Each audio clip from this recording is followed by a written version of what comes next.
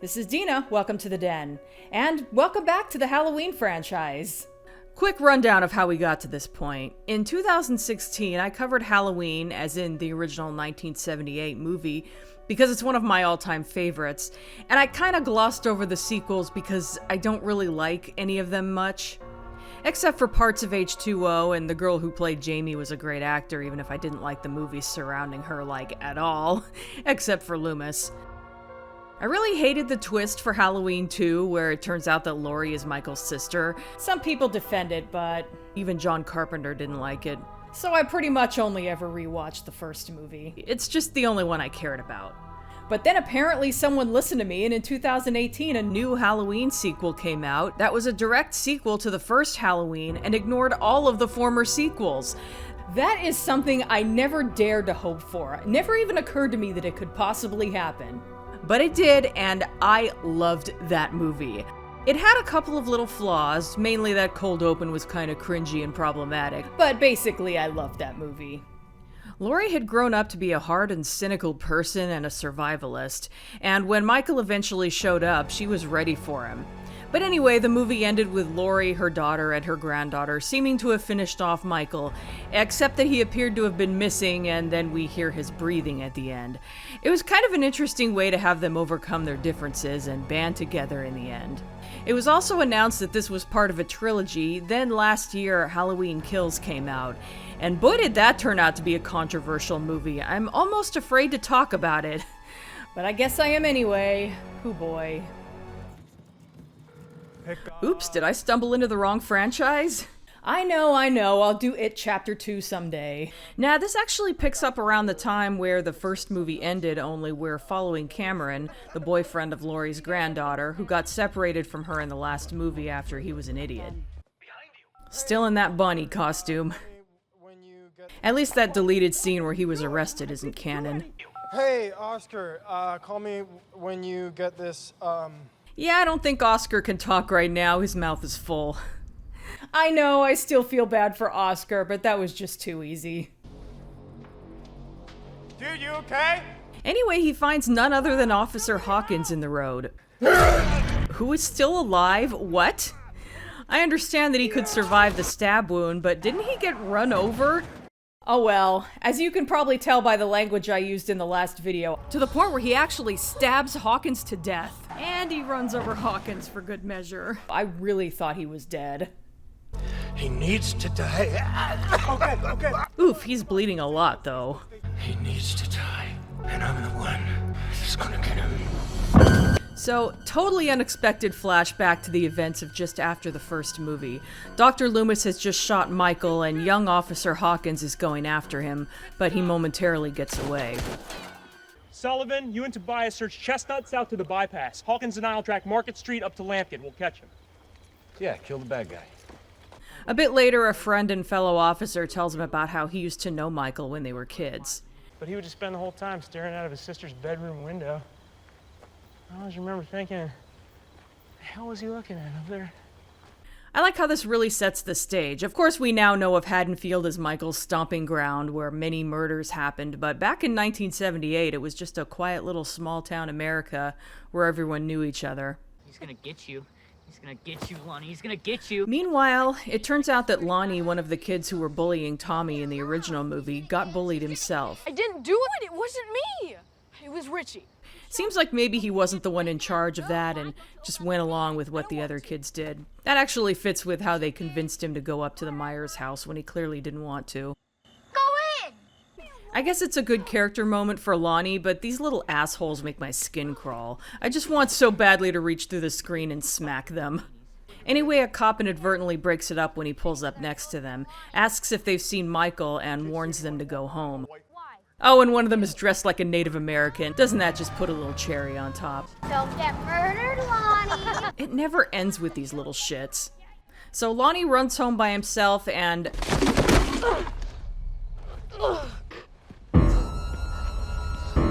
runs into Michael. Help! I'm sorry, forgive me. Tommy Doyle and bullying and Okay? Hey, whoa. who apparently walked off without hurting him, which was damn lucky. Take a deep breath. Who? The boogeyman. He's gonna kill you! Boogeyman. So the cops have made it to the Myers house.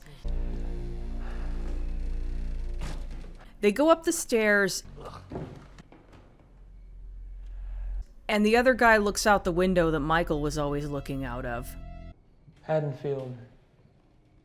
Where nothing exciting ever. Yeah, that jump scare was kind of predictable.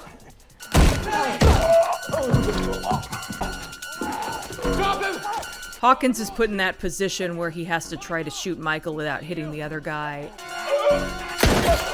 And fails. Michael's all, oh, thanks.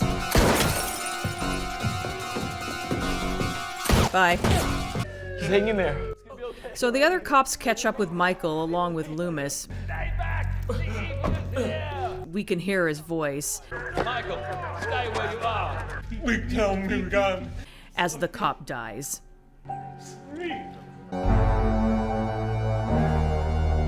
Stop! Michael, stay back! You might be thinking, oh, we're just gonna hear Loomis's voice again. But nope, there he is. Did Michael kill again? I still can't believe that some people complained about the bad CG in this scene. First of all, it's not even CG. They put makeup on an actor who already looked similar to Donald Pleasance, and the voice is the same guy who voiced him in the previous movie. Also, I think it looks great. I almost thought they found unused footage of him at first. I don't know what's wrong with people.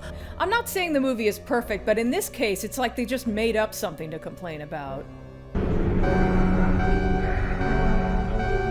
Anyway, Michael did all his killing and was just like, I'm pretty tired. Think I'll go home now. and just like that, my killing days was over. Well, that cold open was a lot better than the one in the previous movie. This time we see multiple jack-o'-lanterns coming at the screen. I have some thoughts on what I think that might be symbolizing, but I'll save that for later. In the end, we get a single flaming one coming at us. See, this is why jack-o'-lanterns are kept outside.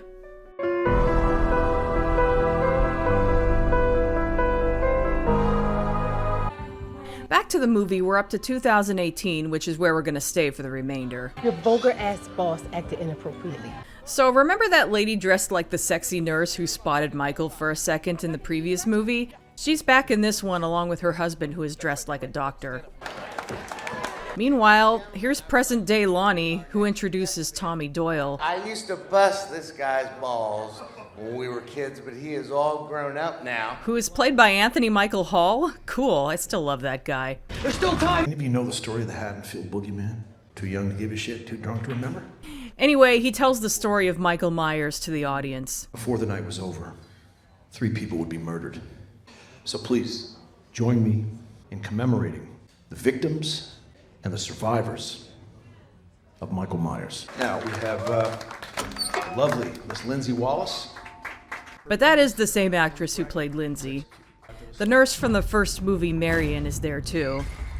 And of course Lonnie, who I already spoiled you all on. But the boogeyman is coming for me, and he's coming for you. But he's not gonna get us. Yeah, this seems a little overwrought for being about something that happened 40 years ago, but again, small town, all these people knew the victims. This is for you, Lori, wherever you are. Back to Lori. Now this scene is literally picking up where the last movie ended, with Lori, her daughter Karen, and her granddaughter Allison fleeing from Lori's burning house where Michael was thought to be trapped inside. They pass some fire trucks. Oh, let it burn! Thanks to me revisiting Buffy lately, I'm suddenly imagining Lori going back there and crashing through the doors.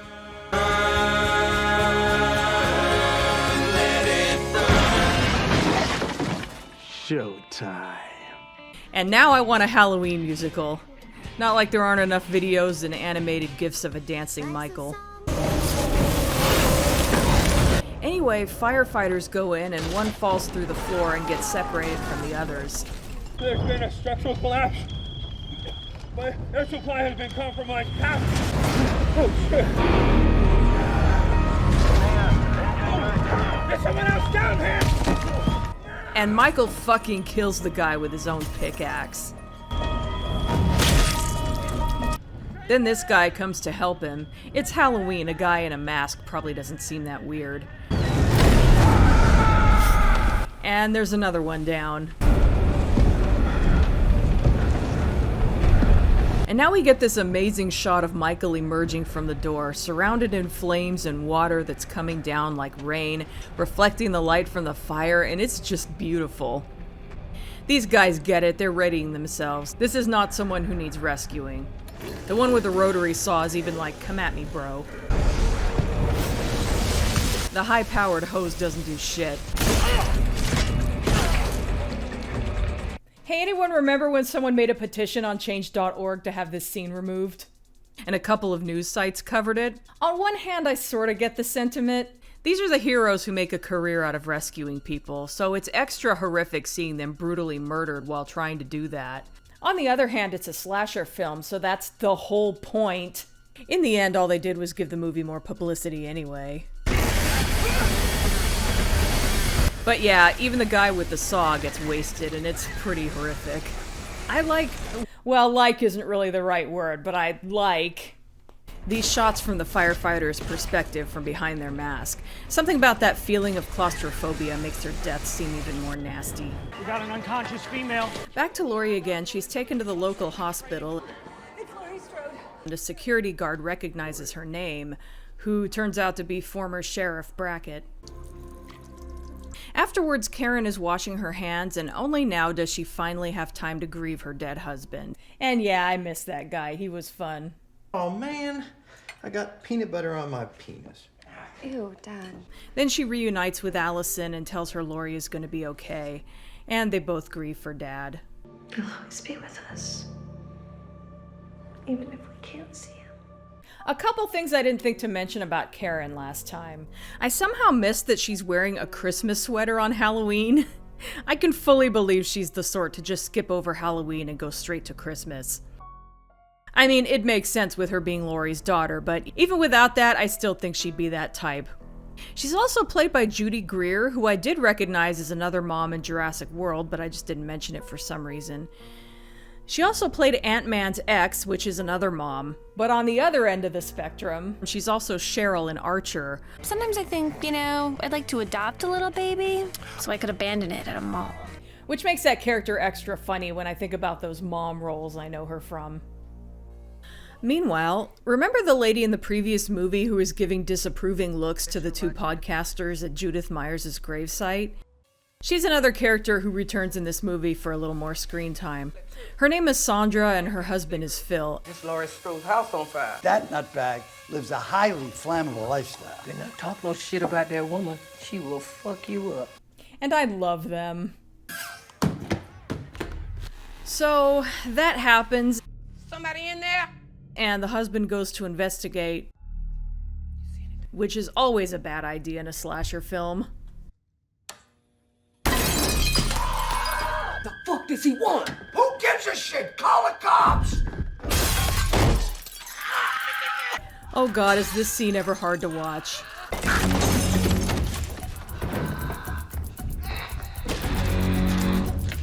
So Phil is still alive after that, but Michael switches his attention to Sandra, who is either so freaked out that she forgets how to open the door, or maybe she can't leave Phil behind because he's still screaming from the other room. Michael's like, guess I need a weapon too. This'll do.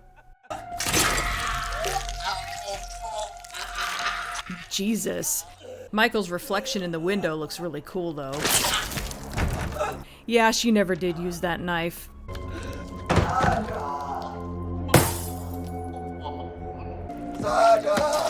It ends for these two by Michael dragging Phil into the kitchen and using him as a pincushion.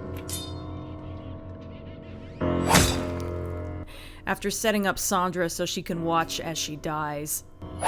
And I'm honestly tearing up at this point. I might even pause the movie and take a little break here. This scene is so upsetting. I heard your speech up there, man. Like, everybody knows that story. Everybody is terrified of that boogeyman shit, and I had no idea. Back at the bar, the doctor and nurse from earlier are making friends with Tommy's group. Lonnie gets a call from Cameron. Hey there, Bonnie. You and Clyde need a ride? Who is his son, if you forgot. as Officer Hawkins is loaded into an ambulance. Cameron's in trouble. Shortly afterwards, those two poor cops who were turned into a Halloween display are found. Also, Dr. Sartain with his flattened head, and all of those poor firefighters. His name is Michael Myers. So they're basically caught up with the audience now. And then we learn that another mental patient escaped the bus crash along with Michael. I love how they switched focus to the back of Tommy's head so that we don't see Michael's face. That was clever. Laying in my bed and he stabbed, he killed her. That's Julian. That's the little asshole kid from across the street.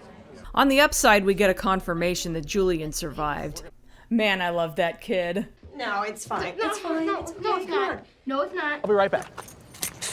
Anyway, Nurse goes out to the car where the windows are fogged up. Seems a bit familiar. And sure enough, someone is in the car. Michael Myers is in the backseat. Go look. Go look. Hell no. Somebody help me. He's here. He's in the backseat of my car. So Tommy and a few others grab whatever weapons they can find and go out to the parking lot. Oh my God. Oh, careful. Presumably that was Michael, but whoever it was got away. Look at my damn car. Oh, be careful. And it turns out it wasn't Michael. It's the other escaped prisoner, who is also the guy from the cold open of the previous movie with the white umbrella. We'll rip his mask off, look him in the eye. Swing old Huckleberry here. Say night-night. In lighter news, welcome to who are probably at least the best new characters in this movie. Big John and Little John. And yes, the taller one is Little and the shorter one is Big. By the way, Little John is played by Michael McDonald, who you might remember from Mad TV. Look what I can do. Oh, gee. Actually, they're both comedic actors. They figured this movie could use a little extra levity, and they were not wrong. I thought we were gonna watch a movie. Fuck that. It's Halloween. Pulled some old spooky records. I want to get high and dance. It's tempting. I mean, they're both legit ways to spend Halloween. Personally, I'd go for the movies, though. Come to think of it, I wonder what Halloween movies they watch in the Halloween universe. It should be Season of the Witch. Me and my sister were trick-or-treating, and we got candy bars from your house, and when she bit into it, there was a rusty razor blade. Anyway, these shitty kids get them out of the house so they can steal all their candy. You think this is funny, huh? We got you. I'll never understand the kids who play pranks on the very people who are giving them free candy. Talk about entitled. You don't know who you're messing with, do you? Take it easy, Big John. They're too young to know. Too young to know what? Do you have any idea whose house this was? So yeah, these two guys live in the old Myers house. I love Little John's retelling. He stabbed his sister in the tits. Yuck. And sometimes we can still hear her ghost calling out his name.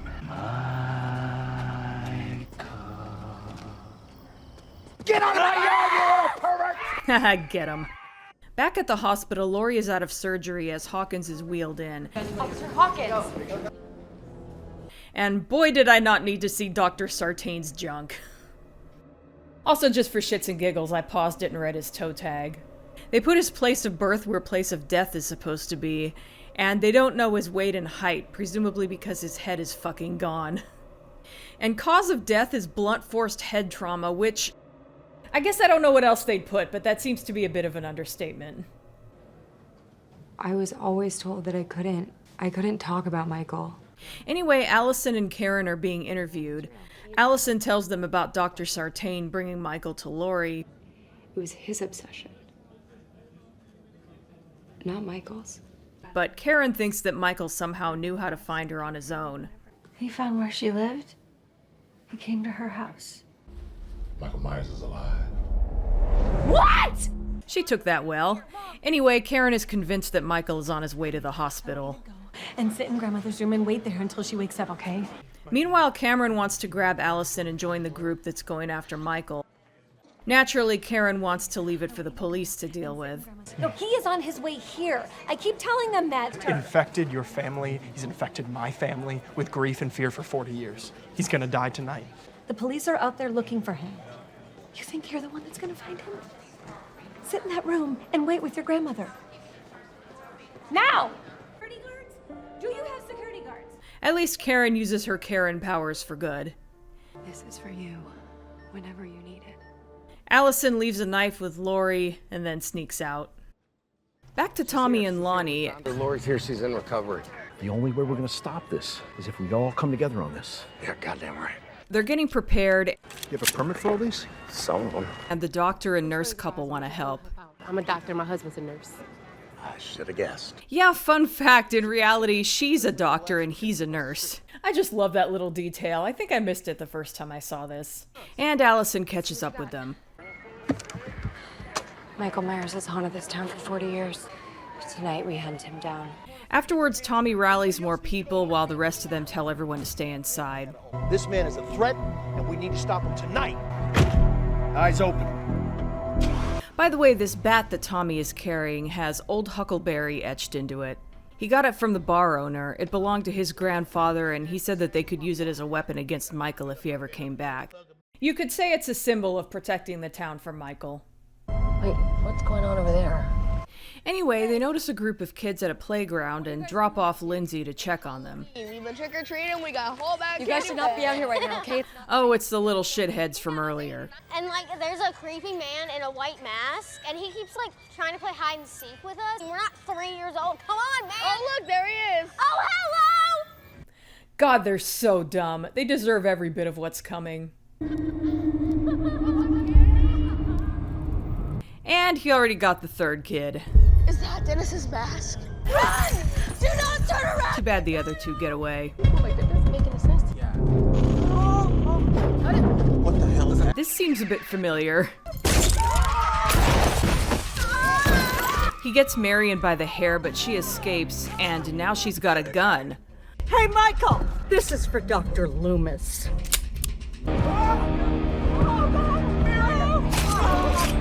Oh, damn it. She clearly wasn't going to be the one to do him in, but I wish she'd at least gotten a shot at him. Second time Michael has killed her, by the way. It also happened in the opening of H2O. So, nurse dressed as a doctor. This whole time, his wife has been trying to get him to be more brave and take the initiative more. And now he finally does. He actually gets Michael around the neck with a stethoscope. But then he gets a knife to the eye. Well, lesson learned. Never take the initiative. But Doctor dressed as a nurse has a fucking gun. Oh, well, that wasn't great. Everyone here was just so out of their league, it's almost a joke. But go Lindsay. She filled that bag with bricks when he was preoccupied. Looks like he's about to get her too. Then she pushes his mask around, obscuring his vision. Smart move. She runs into the forest and hides. And this really drawn-out, intense scene happens where Michael may or may not be about to find her. He reminds me a bit of a ring wraith here, actually. I'm fine. You're not fine. You had a knife in your fucking stomach.